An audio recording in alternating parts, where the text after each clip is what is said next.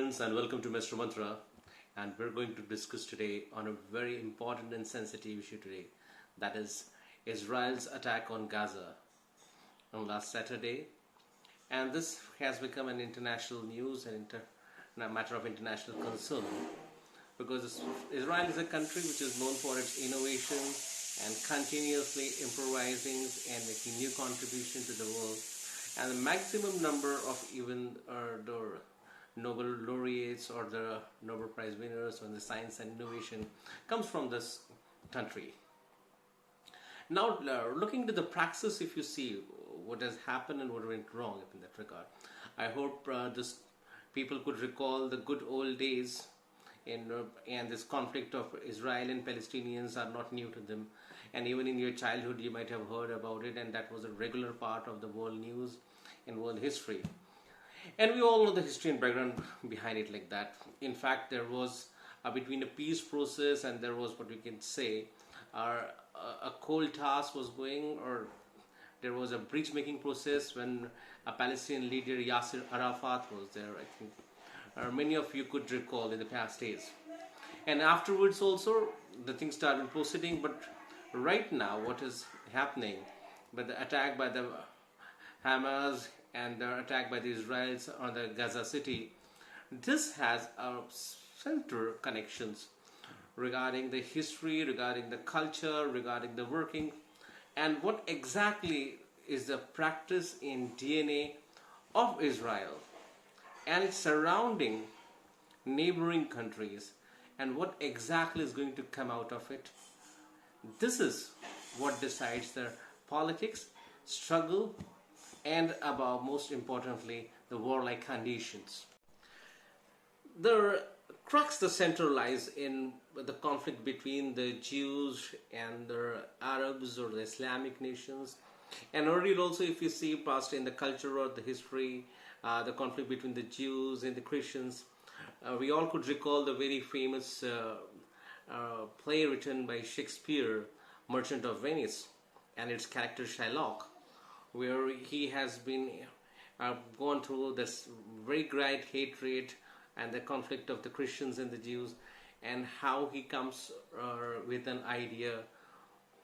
And that has been there, and so many things like the conflict of the Christian, the Jews, the Arabs and the Jews up in that regard.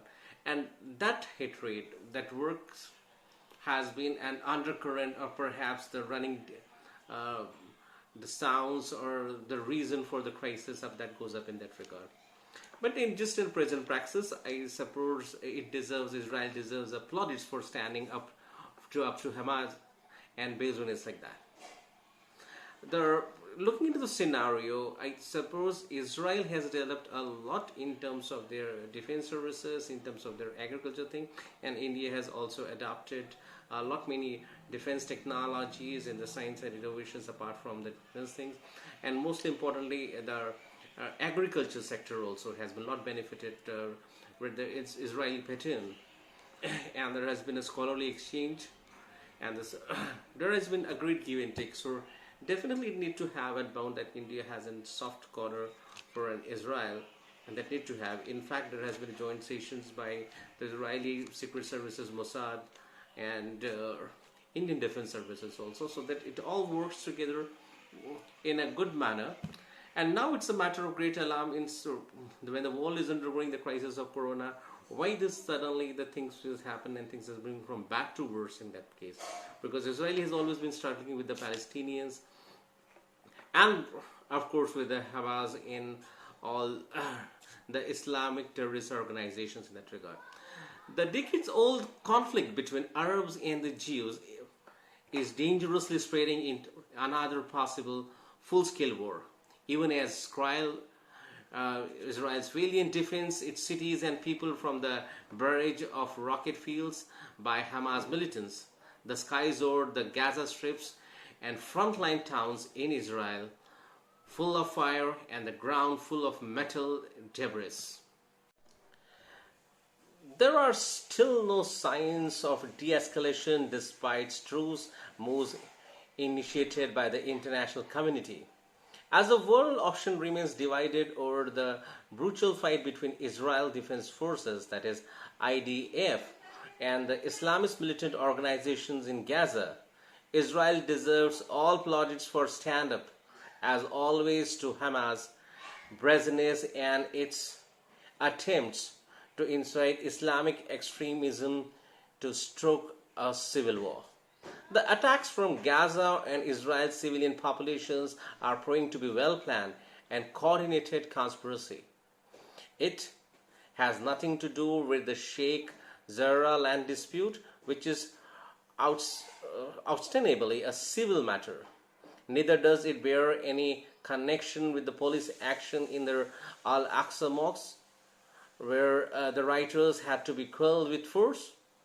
Hamas has manipulated these events by combing terrors and organized riots with the Arab Israel community to grab the Palestinian leadership. There is a visible disintegration in the Palestinian Authority leadership after the signing of Abraham Accords by the United Arab Emirates and Bahrain with Israel. The Middle East peace plan proposed by former US President Donald Trump, too, has left the Palestinian leadership divided. Hamas is trying to seize, as we could easily see up in right now what is going on, the attack of the Gaza and even the Al Jazeera, the media center has been totally destroyed and deteriorated. That's like saying that Hamas is trying to seize control now and keep the pot boiling. Israel has seen it all since independence in 1948. Its brave forces have fought famous wars against Arab forces, helping the nation crave a place of pride in the Committee of Nations. For its defense, preparedness, and technological achievements. Yet, this time, the situation is different, and surprisingly was not anticipated by Israel. The Hamas strikes have come when the political situation in Israel is fluid due to the continuous election deadlock, with negotiations still on between political parties on forming government. The transitional government seems to have overlooked both internal and external intelligence aspects. For a country that has set a golden benchmarks in intelligence gathering, the failure to see the Hamas plot has come as a surprise.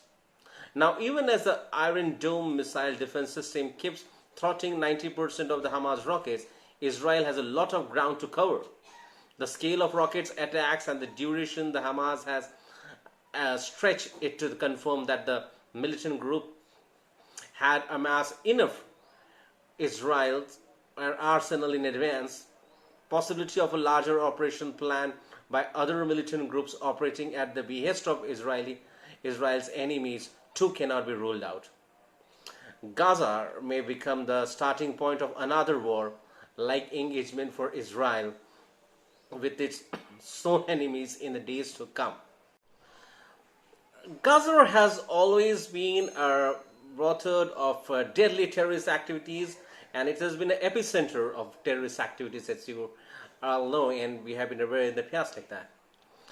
Israel conquered the Strip in 1967, six-day war, as we know. The IDF had lost control over the violent refugee camps till in 1971. General Ariel Sharon, who went on to become Israel's prime minister also in later years, formed a special unit to destroy terrorism using the unconventional methods. Sharon, Captain Meir Dagan, and their Raymond's unit broke the back of the terrorism in Gaza, and the area became peaceful and quiet for some years. However, lack of a strident policy might have cost Israel dearly as Palestinian militants and Hamas seized control over Gaza in the later years. It has been a witness to violent activities including the first and second Intifada, what the Palestinians uprising they term it as. Even the IDF finds it difficult to operate in Gaza as compared to its special operations in the West Bank. Proposals of carrying out cover operation in the Gaza are generally met with reluctance by Israel's military commanders. Over the years, IDF Special Force Unit Sayeret Matkul has also cut down on its operation in the densely populated Gaza region because of the high risk factors involved. Award-winning television series Fauder has presented the dilemma of special units in a vivid manner. Hamas is now the sole ruler of Gaza since 2007, after seizing control from the Palestinian Authority in a violent fight. Hamas has used the strip to build its ammunition, conspicuously funded by many Arab nations in conflict with Israel. The militants in Gaza and also the Hezbollah in Lebanon have a solid backing from Iran, which has a visceral hatred for Israel. Hamas has ambitious to take over Israel territories with its larger goal of replacing the country with the Sharia-based state ruled by the Muslim Brotherhood. Political and military observers are of the view that the Hamas is not bothered about the suffering of its own citizens when Israel retaliates, as long as Jewish lives are lost in attacks. And that would see that Jews' lives has been taken and considered as a peanuts and they have been treated in a very harshly and badly manner by the Hamas. Fighting such an enemy devoid of basic moral standards requires a ruthless strategy that must disregard unsolicited opinion. I repeat humbly again that fighting such an enemy devoid of basic moral standards and who don't have any rule of conduct or code of ethics and perhaps the values for the life requires a ruthless strategy that must disregard unsolicited options emanating from different wings. In Israel spy Maestro's Rafi Etienne's words, in principle, when there's a war on terror, you conduct it without principles. You simply fight it. Israel is free. Israel is free to exercise its right to self-defense in the exact manner it is doing. So with the precision strikes, a militant hideout in Gaza with prior warning to local populace to vacate the place, this remains the most fundamental difference between the strike carried out by the Israel and the Hamas. Such facts are conveniently ignored by a grudging section of the international opinion makers whose focus is bound to be more on suffering of the Palestinian people in Gaza. It has remained a fixed course over the years while blaming Israel for exercising its right of retaliation. The root cause is always forgotten in the war of hijacking narratives. In the instant case, the fact that Palestinian leadership was responsible for the violence and escalation was swiftly pushed aside while putting the blame on Israel. A country fighting to defend its people from a barrage of rockets cannot be questioned for its action. It's a biased thinking peddled only to suit deliberately doctored agenda. Israel has been dealing with it for years with great success. It fought the Intifada and continues to thwart attacks from militant groups operating out of the hostile neighborhood. And it will continue to do in the current conflict in defense of the Israeli lives, for they also matter. What was most appropriately described by Professor Samuel Huntington as a clash of civilizations thus stands almost proved right over decades. If Israel is fighting for its survival, the Arabs too have their own historical reasons to stay eternally on the other side of the divide.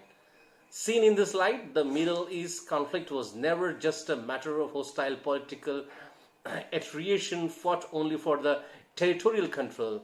Much to the contrary, it has remained a true clash of unbending civilizational ideologies. This does not actually explain the reasons of continued hostility, as the human community has achieved at several points elsewhere at more or less similar conditions. Nevertheless, it serves the purpose of a true to fact descriptions of the conflict that is mostly not to have any end. No matter the place placeable pacts of friendship that Israel and a few Arab nations has made it up, and they have termed it as the peace bill also, might have struck over time. The basic conflict has persisted because the followers of political Islam have not ceased to use the terror as a tool. And that's the main reason for the conflict. You cannot propagate or inject your ideologies with force. It has to go with the belief in love up in that regard. This kind of forceful attribution, this kind of a forceful injection, or perhaps insisting, or it's a hijacking thing, that's not going to help in any accord, and that has been the reason of a main conflict throughout the world that has been going on, and a fear psychosis that is created among the non-Islamic nations.